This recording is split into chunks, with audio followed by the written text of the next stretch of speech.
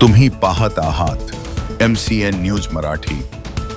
स्वतःला राष्ट्रसंत तुकडोजी महाराजांचे पाईक म्हणून घेणाऱ्या सपकाळांना त्यांच्या विचारांची आणि भाषेची मर्यादा जपता येत नसेल तर त्यांना नेमकं काय म्हणावं?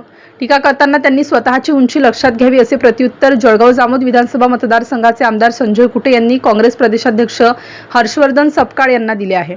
काँग्रेस प्रदेशाध्यक्ष सपकाळ यांनी देशाचे पंतप्रधान नरेंद्र मोदी तसेच महाराष्ट्राचे मुख्यमंत्री देवेंद्र फडणवीस यांच्याविषयी केलेले अवमानकारक वक्तव्य अत्यंत संतापजनक आणि निषेधार्ह असल्याची प्रतिक्रिया आमदार कुटे यांनी या प्रसंगी बोलताना दिली।